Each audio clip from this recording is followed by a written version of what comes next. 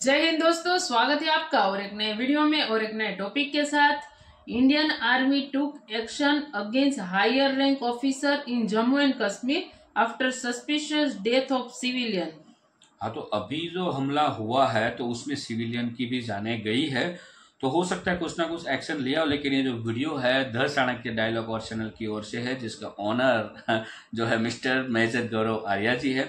चलिए दोस्तों, पहले वीडियो स्टार्ट करते हैं। वीडियो थोड़ा लंबा है लेकिन पूरी डिटेल्स में जानकारी मिलेगी, तो लास्ट तक जरूर देखना और आशा करते हैं आपको पसंद जरूर आएगी। और पसंद आए तो लाइक और शेयर जरूर से कर दीजिएगा। और चैनल पर पहली बार आए और सब्सक्राइब नहीं किया तो सब्सक्राइब भी जरूर से कर दीजिए। चलिए स्टार्ट करते हैं। जय हिंद दोस्तों, मैं हूं मेजर गौरव आर्या और आप देख रहे हैं द चाणक्य डायलॉग्स। इस वीडियो को लाइक करिए, हमारे चैनल को सब्सक्राइब करिए, बेल आइकन दबाना बिल्कुल मत भूलिएगा। कश्मीर में जो एनकाउंटर हुआ दोस्तों, उसके बाद यह पता लगा है कि 3 सिविलियंस की मौत हो गई। यह थोड़ा सा कंट्रोवर्शियल टॉपिक है, थोड़ा सा कड़वा टॉपिक है, और लोग ये सोचते हैं कि इसके बारे में बात ना करो तो यह मामला चला जाएगा। ऐसा नहीं होता दोस्तों, इस मामले के ऊपर भी बात करना उतना ही जरूरी है, राइट? अब कोर्ट ऑफ इंक्वायरी सेटअप हो गई है, एनआईए बीच में पड़ चुका है, पैरा स्पेशल फोर्सेस अपने ऑपरेशन कर रही है, लेकिन ये जो 3 बंदे हैं ये मारे गए हैं, ये कौन है ये समझने की जरूरत है। ये हैं कौन? पहले मैं आपको उनके नाम बताऊंगा, फिर मैं आपको बताऊंगा कौन है अभी तक जो हमें पता लगा है मीडिया के थ्रू, क्योंकि ये बातें तो बाद में पता लगेंगी। अच्छा जी दोस्तों, ये है कि मोहम्मद शौकत 22 साल, सफीर हुसैन 45 साल और शब्बीर अहमद 32 साल। इनको कहा गया है कि भारतीय सेना ने उनको डिटेन करा। इसके बाद क्योंकि भारतीय सेना को शक था कि इन्होंने मदद करी है टेररिस्ट की, उनको डिटेन करा। उसके बाद ये मरे पाए गए, राइट? उसमें से एक का भाई फौज में भी था। ये गुजर कम्युनिटी के हैं, जो जम्मू और कश्मीर के जो पहाड़ी इलाके हैं वहाँ पे रहते हैं। पेस्टोरल लोग हैं ये, इधर से उधर ले जाना, भेड़ बकरों को चराना, ये सब ये इनके पुश्तैनी काम है जो उधर रहते हैं। ठीक है जी। अच्छा, एक तो ये चीज़ है। सबसे पहले मुझे ये नहीं पता, आई डोंट नो कि ये लोग टेररिस्ट को सपोर्ट कर रहे थे कि नहीं कर रहे थे, राइट? दूसरी चीज़, ये तो इंक्वायरी ही बताएगी। तो आज की तारीख में मैं बोल दूं ये सही है गलत है, ये भी मेरा कहना गलत होगा। जब इंक्वायरी होगी, इंक्वायरी सामने निकलेगी, और इंक्वायरी फौज की नहीं, एक इंडिपेंडेंट इंक्वायरी भी होनी चाहिए इसके ऊपर। और जब वो इंक्वायरी होगी तब पता लगेगा फैक्ट्स क्या हैं। दोस्तों, अगर इन्होंने आतंकवादियों की मदद करी, अगर सच में ये पता लगा कि आतंकवादियों की मदद करी है, तो फिर जो हुआ ठीक हुआ। कैसे भी हुआ, लीगल था इलीगल था कोई बात नहीं, वो ठीक हुआ अगर उन्होंने आतंकवादियों की मदद करी। और अगर ये इनोसेंट हैं, ये मासूम हैं, अगर इनका कोई लेना देना नहीं है आतंकवादियों के साथ, तो फिर बॉस, तो फिर जिन्होंने ये करा है उनके ऊपर कार्रवाई होनी चाहिए। Let me be very clear. देखिए, मैं आपको बताता हूं, अब आप लोग सरप्राइज होंगे, आप लोग सोचेंगे कि मेजर ऐसी बात क्यों कर रहे हैं। देखिए, ऐसा है ना, मैं ये किस्सा पहले भी सुना चुका हूं आपको। मैं आपको आज एक किस्सा दोबारा सुनाता हूं। जब 2017 में मुझे ब्रिटिश पार्लियामेंट जाना था हाउस ऑफ कॉमन्स में एक टॉक देने के लिए, तो मुझे जनरल बिपिन रावत ने बोला, जनरल साहब ने, मैंने रिक्वेस्ट करी, मैंने बोला सर मैं आपसे मिलना चाहता हूं। उस वक्त 2017 में अक्टूबर की बात है, वो चीफ ऑफ आर्मी स्टाफ थे ऑफ द इंडियन आर्मी, बाद में सीडीएस बने, आपको स्टोरी बताइए। तो मैं गया फिर जनरल बिपिन रावत सर से मिलने, और मैंने पूछा कि सर मैं वहां पे जा रहा हूं हाउस ऑफ कॉमन्स में, वहां पे बाहर मीडिया भी होगा, अंदर तो नहीं, बाहर होगा मीडिया, वहां पे और लोगों के सवाल जवाब होगा, मैं बोलूंगा क्या? क्योंकि मुझे उनको कोई तो बात बतानी पड़ेगी। जब वो बोलेंगे क्या वहां पे ह्यूमन राइट्स वायलेशंस हुए थे, हमने सुने थे, क्या वहां पे गलत चीज हुई कि नहीं हुई, वो मुझसे पूछेंगे। उस वक्त मैं क्या जवाब दूं, क्योंकि मुझे किस तरीके से इसको अप्रोच करना चाहिए। एक्चुअली मैं सुषमा जी के पास, सुषमा स्वराज जी से मिलना चाह रहा था, लेकिन शी वॉज ट्रैवलिंग, मैं उनसे मिल नहीं पाया। अब फौजी हूं तो क्या करता मैंने बोला आर्मी चीफ से गाइडेंस ले लेता हूं। So I requested chief of army staff, तो he was very kindly invited. Gaurav बैठो। उन्होंने बोला कि देखो गौरव, अगर वो कहते हैं कि कुछ गलत हुआ है, ह्यूमन राइट्स वायलेशन हुए हैं, तो तुम मना मत करना वहां पे सबके सामने। मैंने बोला सर ब्रिटिश पार्लियामेंट में खड़े होकर मना ना करूं, कहना मना मत करना, तुम्हारा काम है सच है, जो सच है बोलो, सच कितना भी कड़वा है तुम बोल दो, मैं तुम्हारे साथ खड़ा हूं। और यह भी बताना कि जिन्होंने गलती करी हमने उनको सजा दी है, गलती हुई है ऐसा नहीं हो सकता कि 30-40 साल से फौज डिप्लॉयड हो, वहां पे काइनेटिक ऑपरेशंस चल रहे हों और वहां पे कोई गलती ना हो फौज से। ऐसा नहीं हो सकता है। गलतियां होती हैं, पर क्या उन गलतियों की सजा मिलती है? सजा भी मिलती है। उन्होंने बोला कि तिहाड़ जेल में लोग हैं अभी भी बंद, या कोई और जेलों में जहां पे उनको सजा मिली होगी, देर और इसकी लिस्ट है लोगों की जिनको सजा मिली है कश्मीर में।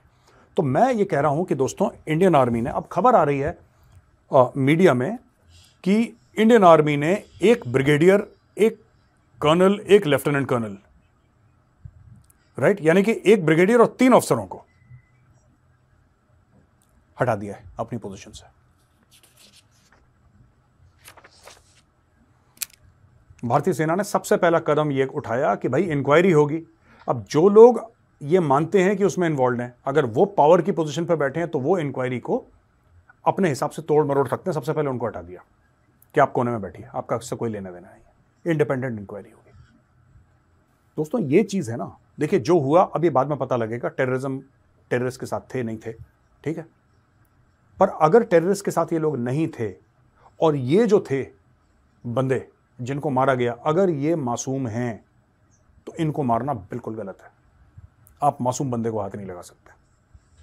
जो आतंकवादी है उसको ठोको, उल्टा लटका के ठोको सवेरे शाम, कौन मना कर रहा है तुम्हें, लेकिन मासूम को हाथ आप नहीं लगा सकते। This is final. और यही इंडियन आर्मी ने बोला है। सबसे पहले एक ब्रिगेडियर और 3 सीनियर ऑफिसर्स को बोला कि तुम कोने में हटो। इंडियन आर्मी ने हटा दिया, और इसीलिए आज मैं इंडियन आर्मी को सैल्यूट करना चाहता हूं। देखिए, मुझे कंपेयर तो नहीं करना चाहिए, लेकिन ना इस मामले के ऊपर पाकिस्तानी मीडिया बहुत उछल रहा है, बहुत पाकिस्तानी मीडिया जंप कर रहा है इस मामले के ऊपर कि क्या हो गया, कैसे हो गया, तशद्दुद हो गई, ये हो गया वो। मैं उनको बोलना चाहता हूं कि तुम लोग इतने मुनाफिक हो, इतने गलीज, इतने गंदे लोग हो, और तुम्हारी फौज तुमसे भी गंदी। कितने तुम्हारे जर्नलों को, कितने तुम्हारे कप्तानों को, मेजरों को, कर्नलों को और तुम्हारे ब्रिगेडियर्स को सजा मिली 1971 में, जो तुमने ऑपरेशन सर्च लाइट करा था। 30 लाख बंगाली मार दिए, 1 लाख बंगाली औरतों के साथ रेप करा, कितनों को सजा मिली बताओ? तुमने बलूचिस्तान साफ कर दिया, कितनों को सजा मिली बताओ ना। हमें तो ये जितने भी, देखो भारतीय सेना में जो सजा मिल रही है वो इंडियन आर्मी खुद ही सजा दे रही है। इंडियन आर्मी ये नहीं कह रही कि बाहर से कोई आएगा, कोई जज अपॉइंट होगा, फिर जज बोलेगा मिलॉर्ड क्या है वकील। नहीं, हमने पहले ही निपटा दिया, ये गंदा काम इसने करा, आउट, इसको डालो जेल में। वो बाद में अपना लड़ता रहे जो भी केस लड़ना। इंडियन आर्मी ने, देखिए मैं इसीलिए कहता हूं, the Indian army is not just a powerful army, it's also moral army. ये मॉरलिटी दिखाती है, ये मर्यादा है। यही मैं आपको बात समझाना चाहता हूं। थोड़ी सोच वाली बात है दोस्तों, सोच वाली, दिमाग लगाने वाली और दिल वाली बात है ये, समझना। जो पाकिस्तानी मीडिया इतना उछाल रहा है मामला, मैं पाकिस्तानी मीडिया से यह कहता हूं कि यार एक बात बताओ ना, तुम्हारे लोगों ने, तुम्हारी फौजों ने पूरे बलूचिस्तान को खाली कर दिया। तुम लोगों ने अपने लोगों के खिलाफ काइनेटिक ऑपरेशंस करे नॉर्थ वजीरिस्तान, साउथ वजीरिस्तान में। तुमने खैबर पख्तूनख्वा में खून की नदियां बहा दी। तुमसे किसी ने, कौन सा ऐसा बंदा है यार जिसको ह्यूमन राइट्स वायलेशन के लिए पाकिस्तानी आर्मी में सजा मिली हो? कोई होगा ना, कोई बताओ ना नाम कि ब्रिगेडियर फलाना, जनरल फलाना, कप्तान फलाना, मेजर फलाना, लेफ्टिनेंट कर्नल फलाना, कर्नल फलाना। कोई ढिमका होगा, कुछ कोई सिपाही होगा, कोई नायक होगा, कोई हवलदार होगा, कोई नायब सूबेदार होगा, कोई सूबेदार होगा, कोई सूबेदार मेजर होगा, कोई तो होगा भाई, कोई तो होगा तुम्हारी फौज में जिसने, तुमने पब्लिकली बोला कि यार इस बंदे ने गलत काम करा, टांगो इसको। आप नहीं मासूमों को मार सकते। मासूमों को मारना, चाहे यहां पे मारे गए वहां पे, दोनों जगह गलत है। और क्राइम हर जगह होता है, बुरी चीज हर जगह होती है, अमेरिका में भी होती है। मैं ये जानना चाहता हूं कि सजा किसने दी, सजा किसने दी, इंक्वायरी किसने करी? सबके सामने, जग के सामने बोला कि भाई एक ब्रिगेडियर को और 3 कर्नल्स को हटाओ। यह हिम्मत किसने दिखाई? This is moral courage ladies and gentleman. और यही बात आज की तारीख में, ठीक है, आपको खुश होना चाहिए अपनी फौज के ऊपर, आपको गर्व करना चाहिए अपनी फौज के ऊपर। आपकी ऐसी फौज है जिसने सही और गलत के बीच में उनको फर्क पता है कि अगर किसी ने सही करा है तो उसको शाबाशी देनी है, जिसने गलत करा है उसके खिलाफ एक्शन लेना है। Today I would like to salute the Indian army, top marks, very well done. I am so proud for having worn the uniform and served in this wonderful army. This is what the army has done. They have taken immediate action. है पाकिस्तानियों की इतनी औकात? बताओ। जिसने इसका constitution फाड़ दिया उस पर तो एक्शन ले नहीं पाए ये लोग। डॉन न्यूज, जियो में, ये सब बकवास हैं, ये सब बकवास कर रहे हैं। अच्छा जी,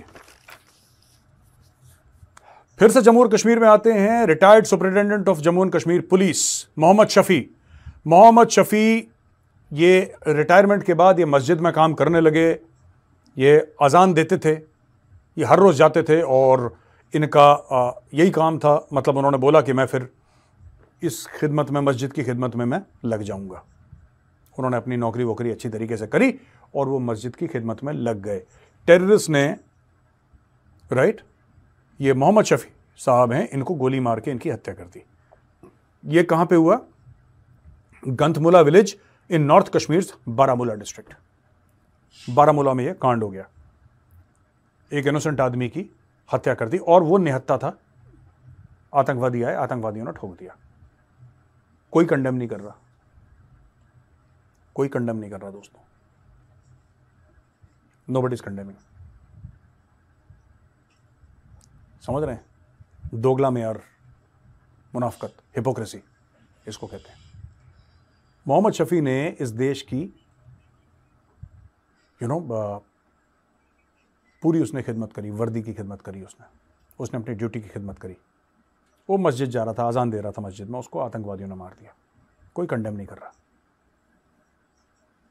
सो सैड। अच्छा, फिर से जम्मू की खबर है कि 2 drone drop packets with arms and cash. यहां पे फिर पाकिस्तान एक्टिव हो गया दोस्तों। और ये गांव है चन्नी देवानो। ये खौर एरिया है near line of control in Akhnoor sector. Akhnoor यानी कि जम्मू, साउथ ऑफ पीर पंजाल, जम्मू के एरिया में ये काम हुआ है। और ये कल 7:50 सुबह ये हुआ था कि ड्रोन से ये सब फेंका गया था। इसके अंदर हथियार थे, हथियार फेंके गए थे। इसके अंदर कैश फेंका गया था और ये सब चीज़ें फेंकी गई थी, जिसमें कि फिर से बॉर्डर वहां पे एक्टिव हो गया है कि पाकिस्तान पहले बंदे भेजता था। अब क्योंकि लाइन ऑफ कंट्रोल बड़ी तगड़ी हो गई है, वहां पे हर चीज़ की फेंसिंग हो गई है, ये हो गया, वो दुनिया भर के ट्रूप्स लग गए वहां पे। अब बंदे का आना बहुत मुश्किल है। तो ये क्या करते हैं, ड्रोन से भेजा, रिलीज करा बटन दबा के, फिर ड्रोन वापस आ गया। ड्रोन वहां पे क्रैश भी कर गया। How does that matter? क्या फ़र्क पड़ता है? 1 लाख, 1.25 लाख का ड्रोन होगा, 60-70 हज़ार का ड्रोन होगा, उससे क्या फ़र्क पड़ता है? और भाई असली मैटर तो ये है कि उसमें करोड़ों का सामान जा सकता है। आप ड्रग्स बेच रहे हैं, आपने 1 किलो ड्रग भेजे, 2 किलो ड्रग्स भेजे आपने, आप समझ लीजिए आपने हथियार भेजे, आपका काम पूरा हो गया।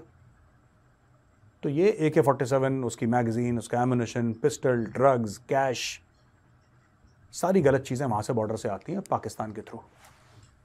अच्छा दोस्तों, अब चलते हैं अमेरिका। और अमेरिका की ये बात है कि जो US लॉ मेकर्स हैं, उन्होंने बोला है कि श्री स्वामीनारायण मंदिर हिंदू टेम्पल इन नेवाक, कैलिफोर्निया, जिसको वैंडलाइज करा था, उसको उन्होंने कंडेम करा है। बोला है कि बिल्कुल गलत हुआ है।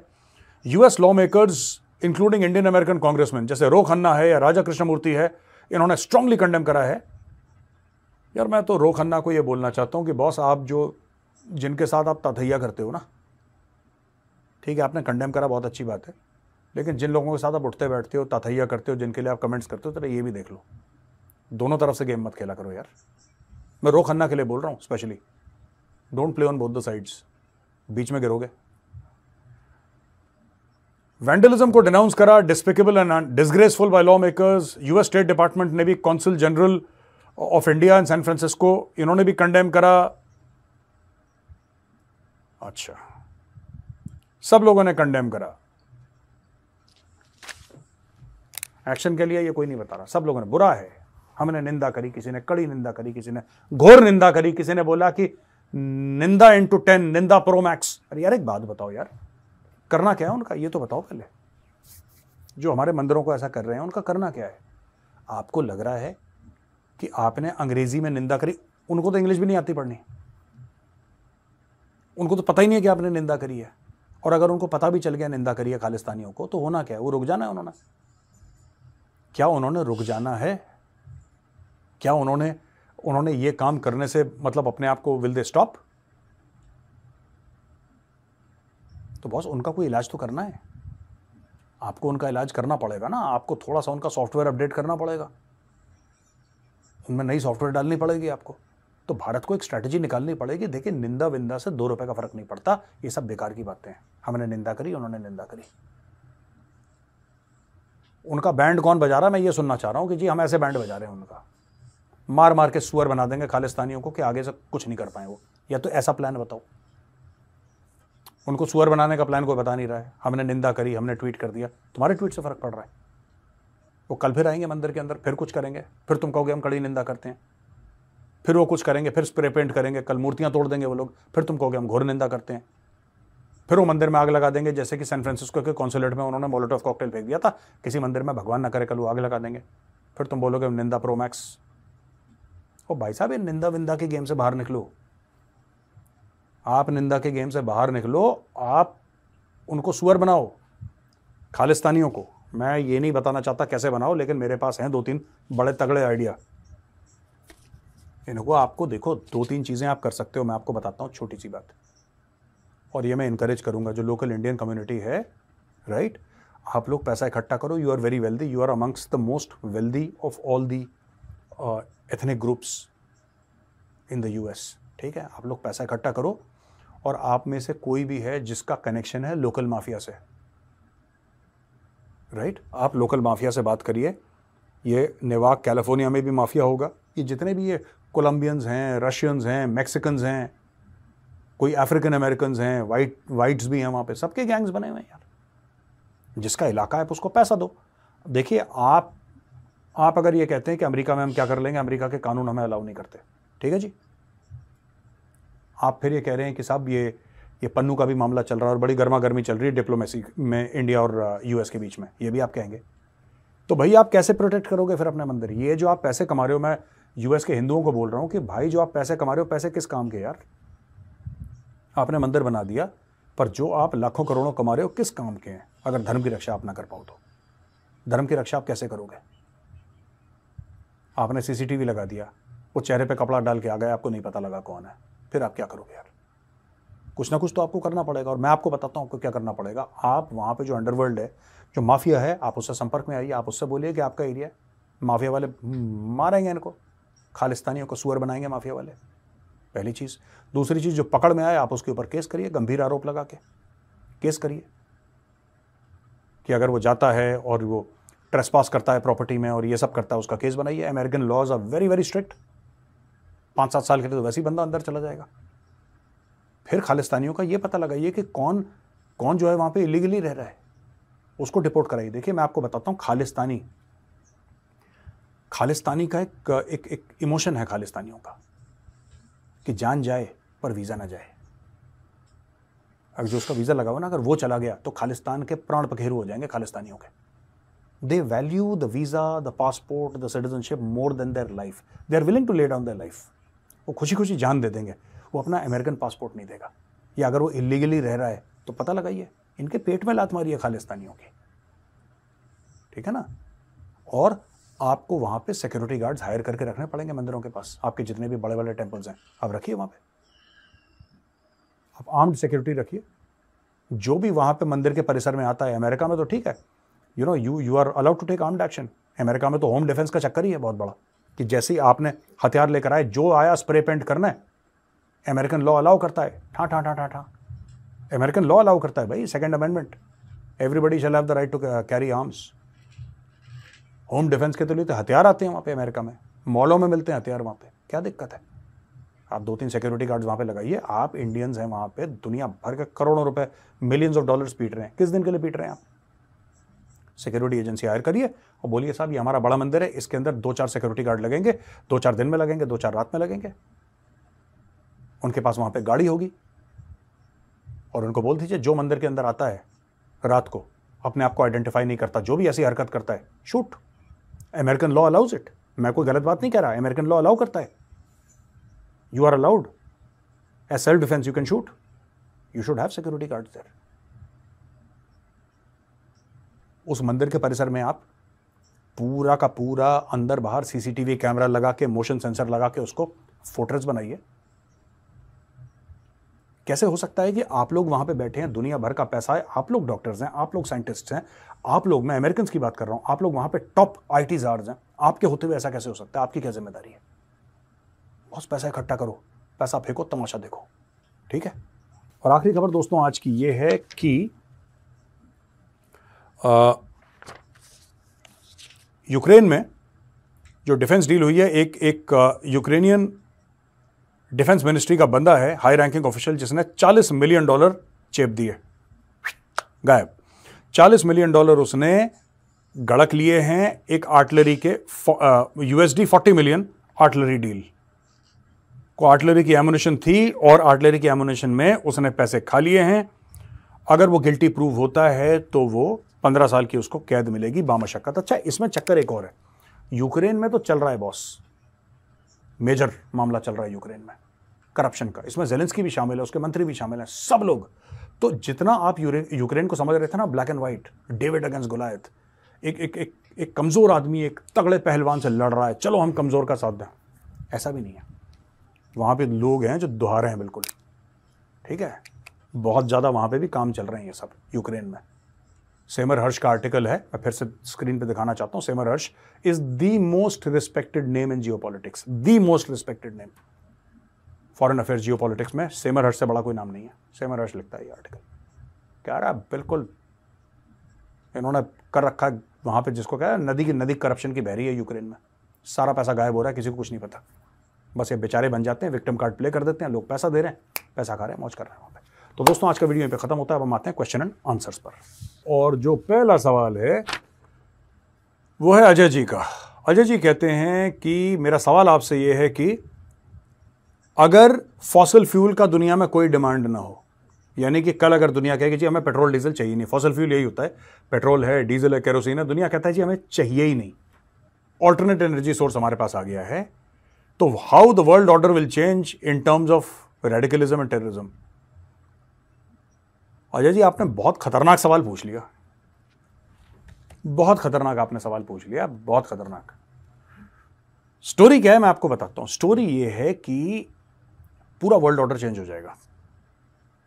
और मैं कहता हूं वर्ल्ड ऑर्डर कब चेंज होगा, जिस दिन, ये तो बात छोड़ दीजिए, जिस दिन आप एक ऐसी कार दे पाएं, ऐसी कार दे पाएं, जैसे अभी कार है, आप ये कहते हैं सिंगल चार्ज में चलती है 300, 350, 400, 500 किलोमीटर तक भी आम कारें।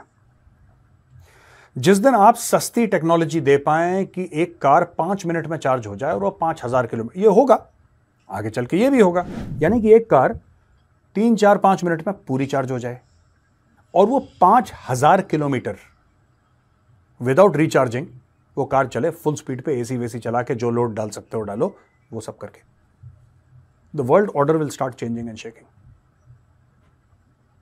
ऑयल के पीछे तो लड़ाइयां हैं भाई, ऑयल के पीछे तो इराक का इन्वेजन ऑयल के पीछे है। ये जितना भी एक्सपोर्ट है और Wahhabi and Salafi ideology, that is based on oil revenues and oil money. Everything is based on oil यार हमारी दुनिया में। इसीलिए मैं कहता हूं कि जब आप ऑल्टरनेट एनर्जी की बात करो तो आप ये देखना ऑयल प्रोड्यूसिंग नेशंस पीछे आ जाते हैं थोड़ा सा कि ये क्या हो गया, मत करो, क्योंकि उनका इंपॉर्टेंस उसी से ऑयल का। अमेरिका लड़ाई ऑयल के चक्कर में लड़ रहा है आधी, everybody is fighting for oil. जिस दिन आपने ऐसी बना दी, मैं बता रहा हूं, हवाई जहाज आपने लगा दिए कि जी 100-200 बंदे बैठेंगे, ये हवाई जहाज 5 घंटे, ज़्यादा नहीं, ये 5 घंटे हवाई जहाज उड़ सकता है, अच्छी सर्विस दे सकता है 5 घंटे बिना रिफ। मैं ऐसा भी नहीं कह रहा कि इंटरकॉन्टिनेंटल फ्लाइट्स 18-18 घंटे नहीं, वो बाद में होगा किसी दिन। ये सिर्फ बिजली से हवाई जहाज चल सकता है 5 घंटे, यानी कि भारत के अंदर कहीं भी, और लोकल श्रीलंका जा सकता है, नेपाल जा सकता है, बांग्लादेश जा सकता है, थाईलैंड जा सकता है, या फिर आपने दुबई भेज दिया, या आपने सिंगापुर भेज दिया, आपने आसपास भेज दिया, आपकी आधी स्टोरी यहीं पे खत्म हो जाएगी। आधी नहीं, 70-80% आपकी स्टोरी यहां पे खत्म हो जाएगी। ये चक्कर ही ऑयल का है। बहुत कुछ चेंज हो जाएगा। Very good question. I think this is a fantastic question that you asked me, brilliant. Chandrakant ji कहते हैं कि क्या भारत डिफेंस रिसर्च में कम पैसा खर्च कर रहा है? क्या आपको लगता है कि डीआरडीओ का जो बजट कम करा वो काउंटर प्रोडक्टिव डिसीजन है? एक separate budget for DRDO in addition to the regular, नहीं, ऐसा नहीं है कि डीआरडीओ का बजट कम करा है, not at all. I don't think DRDO का बजट कंट्रोल करा है, कम करा है। बट हाँ, क्या हमें डिफेंस रिसर्च में और पैसा डालना चाहिए? बिल्कुल डालना चाहिए, आई एग्री विथ यू, और पैसा डालना चाहिए। रिसर्च एंड डेवलपमेंट पे हम लोग उतने, अब पहले से बहुत ज़्यादा हम लोग तवज्जो देने लगे। पहले तो बिल्कुल नहीं देते थे, अब देने लगे बहुत ज़्यादा, और ज़्यादा ज़रूरी है। वेस्टर्न कंट्रीज से हर चीज़ क्यों निकल रही है? हर चीज़ वेस्ट से क्यों निकलती? क्योंकि वो लोग R&D पे बहुत पैसा खर्च करते हैं और वो ये नहीं कहते कि आज हमने पैसा डाला तो कल हमें इसका चाहिए रिटर्न। वो पैसा डाला 20 साल के लिए भूल गए। एक दवाई निकालते हैं वो, एक दवाई 20 साल की रिसर्च के बाद, और सारे साइंटिस्ट को पूरी फैसिलिटी मिल रही है, पैसे भी बढ़ रहे हैं हर साल, सब कुछ बढ़िया चल रहा है उनका। 20 साल में एक दवाई निकालते हैं, मैटर्स ऑफ 10 गुना ज़्यादा प्रॉफिट निकाला उससे, पूरी दुनिया की भलाई भी करी, मदद भी करी। You have to spend on R&D। Sanket Thakur, जय श्री राम मेजर साहब। जय श्री राम संकेत जी। मैंने आपसे पूछा कि जो बलूचिस्तान में भी हो रहा है वही बांग्लादेश यानी कि ईस्ट पाकिस्तान में 1971 में हुआ था, तो आपको क्या लगता है कि ये इंडिया पे कैसे इंपैक्ट करेगा इशू ऑफ इमिग्रेंट्स? नहीं, इशू ऑफ इमिग्रेंट्स जो बलूचिस्तान में हो रहा है उससे इंडिया पे जीरो इंपैक्ट है, क्योंकि बलूचिस्तान का बॉर्डर नहीं मिलता। ईस्ट पाकिस्तान का तो भारत से बॉर्डर मिलता था, जो बांग्लादेश है ना उसका भारत से बॉर्डर मिलता था। अगर बलोच भाग के भी आना चाहें भारत, किस प्रकार से आ सकते हैं? बीच में पूरा समुंदर है, राइट? एक तरफ उनके ईरान है, एक तरफ अफगानिस्तान है, एक तरफ पाकिस्तान है, इधर समुंदर है। तो भारत से उनका कोई बॉर्डर मिलता नहीं है, राइट? अगर कोई समुद्र के रास्ते आना चाहे तो वो 1% होंगे, वो तब की बात है, लेकिन ऐसा कुछ नहीं है जैसा कि east. That was a separate matter in terms of refugee influx, that was a separate matter altogether. Nitin ji पूछते हैं कि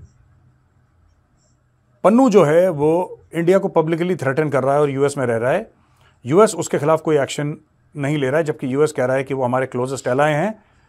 India must escalate this in the US and ask questions about what actions they are taking. It's a big question mark on India US relationship. बिल्कुल ठीक बात है नितिन जी, आप बिल्कुल ठीक कह रहे हैं कि कोई हमें लगातार धमकी दे रहा है। कल अगर मैं ही यहाँ पे धमकी दे दूँ यूएस प्रेसिडेंट को, तो यहाँ पे एम्बेसी में पूरा हल्ला हो जाएगा, यूएस एम्बेसी में, और वो फॉरेन अफेयर्स में चले जाएंगे कि ये हो रहा है, ये हो रहा है। लेकिन देखिए ना, बात ये होती है कि यूएस हमें अपना क्लोजेस्ट एलाय भी मानता है, लेकिन यूएस देखिए किसी की भी तरक्की से, जो इंडिया की तरक्की हुई है ना पिछले कुछ सालों में, ये बहुत लोगों की आंखों में खटकी। हम लोग ये गलतफहमी है हम लोगों को कि ये तरक्की सिर्फ दुश्मन की आंखों में खटकी, नहीं, ये दोस्तों की आंखों में भी खटकी है, और दोस्तों को ज़्यादा दिक्कत हुई है।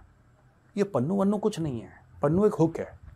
पन्नू को मारा, पन्नू को मारा, पन्नू को मारने के साथ चलो भारत के ऊपर प्रेशर डाले, दैट्स इट, दैट्स इट। और इससे ज़्यादा पन्नू उनके लिए इंपॉर्टेंट नहीं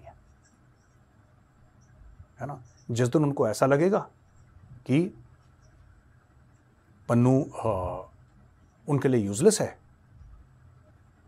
वो खुद ही इंडिया को बोल देगा पन्नू इस घर में रहता है, ये बेसमेंट में छुप के बैठा है, जरा देख लेना इसको। वैसे हमें पता है पन्नू कहाँ रहता है, दैट्स नॉट द पॉइंट। और भगवान पन्नू को बहुत लंबी, मैं Gurpatwant Singh Pannu, I want you to have 100 साल की उम्र, ठीक है? I pray for your long life, keep providing us with entertainment. लेकिन बात यह है कि आपको एक बात समझनी पड़ेगी कि फॉरेन अफेयर्स में और जियो पॉलिटिक्स में कोई दोस्त नहीं होता, कोई दुश्मन नहीं होता, सिर्फ मुल्क के फायदे होते हैं। अमेरिका अपना फायदा देख रहा है, और अमेरिका एक तरफ भारत को कह रहा है कि हम आपके साथ खड़े हैं, बताइए कौन सी टेक्नोलॉजी चाहिए, क्या चाहिए, हम आपके साथ खड़े हैं। दूसरी तरफ हुक का इस्तेमाल कर रहा है, खालिस्तानी सेपरेटिज्म का। ठीक है जी, तो दोस्तों यहाँ पे मेरा होता है वीडियो खत्म। अगर वीडियो पसंद आए तो उस वीडियो को लाइक करिए, हमारे चैनल को सब्सक्राइब करिए, बेल आइकन दबाना बिल्कुल मत भूलिएगा, खासतौर से वो दोस्त जो हमारे वीडियोस देखते हैं लेकिन सब्सक्राइब नहीं करते। आप भी प्लीज सब्सक्राइब करिए। जय हिंद, वंदे मातरम, भारत माता की जय। सो थैंक यू दोस्तों, वीडियो को यहाँ तक देखने के लिए। हम मेजर गौरव आर्य जी ने जो बताया वो सही बताया कि भाई सत्य जो है वो बोलो, फिर वो कितना भी कड़वा भले ना हो, सत्य पे टिको। और ये मेरे हिसाब से जीवन में हर जगह पे हमें यूज होता है, सत्य पे रहना बहुत ही, ये ऐसा समझ लो। हालांकि ये एक न्यूज स्टोरी है, और एक ये जो हमला हुआ है पुंछ जिले में, वहाँ का ये पूरा वाकया है, तो इसको मैं उसी तरह से नहीं ले, मैं एज अ मोटिवेशनली बोल रहा हूँ कि मेजर गौरव आर्य जी ने जो बताया, ये लाइफ में हमें बहुत जगह पे यूज होता है। जब आपको कोई बात सत्य पता हो, तो जो सत्य है वो फिर आपका घर का भी क्यों ना हो, तो वो सत्य बोलना, फिर कितना भी कड़वा लगे, सत्य जरूर बोल। ये बात बहुत 100% है। और इसमें जो 3 नागरिक जो थे जम्मू एंड कश्मीर पुंछ जिले में, ड्यूरिंग ये एनकाउंटर के ड्यूरिंग ये तीनों की हत्या हुई है। तो ये तीनों की जो हत्या हुई है, तो यदि ये आतंकवादियों के साथ मिले हुए नहीं है, तो ये आर्मी ने बहुत ही बढ़िया काम किया कि पहले ये तीनों ऑफिसर को उनमें मतलब निकाले हैं, मतलब उसकी पोस्ट है उस पर बर्खास्त कर दी गई है, जब तक उसमें इन्वेस्टिगेशन कंप्लीट नहीं होता है। यदि इन्वेस्टिगेशन में पाया जाता है कि ये लोग आतंकवादियों के साथ मिले हुए थे, तो फिर सही किया है, उसमें कोई गलत नहीं है, वो आर्मी का काम है, वो उन्होंने किया। लेकिन गलत हुआ तो फिर वही लोगों को जिन्होंने ये काम किया है उनको सजा मिलनी ही चाहिए, क्योंकि कानून जो है वो हमारे देश में सबके लिए एक समान है। जो फिर वो किसी भी पोस्ट में हो, नागरिक भारत का है ना, आपके पास कितनी भी बड़ी पोस्ट हो, लेकिन आप नागरिक इंडिया का, तो इंडियन नागरिक के लिए कानून एक समान होता है। वो फिर इसमें कुछ नहीं देखना चाहिए, मेरा तो यही राय है। इसमें जो भी सत्य है उस सत्य पे बात होनी चाहिए, जो भी इन्वेस्टिगेशन में पाया जाए उस इन्वेस्टिगेशन के आधार पे जो कुछ भी हो उस हिसाब से उसको सजा मिलनी ही चाहिए। कानून यही कहता है। कानून हमारे यहाँ पे कानून की आंखों पे पट्टी इसलिए तो बांधी जाती है भाई, तो भाई कानून कुछ देख ही नहीं सकता, कानून सिर्फ सबूत मानता है, उस सबूत के ऊपर फैसला सुनाता है, ठीक है। और सत्य बात करता है, इसलिए आंखों पे पट्टी बांध दी जाती है कि सत्य पे ही यहाँ पे जो भी होगा वो रहेगा। तो सत्य होना चाहिए और सत्य बाहर भी आना चाहिए।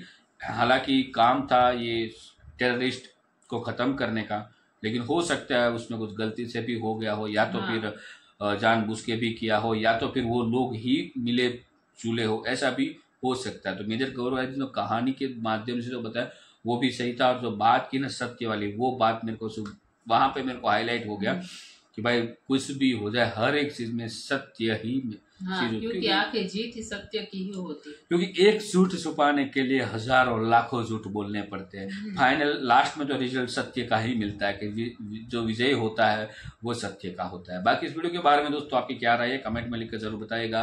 फिलहाल हम आपसे विदाई लेते हैं, मिलते हैं और एक नए वीडियो में आपके साथ। टिल देन जय हिंद, जय भारत।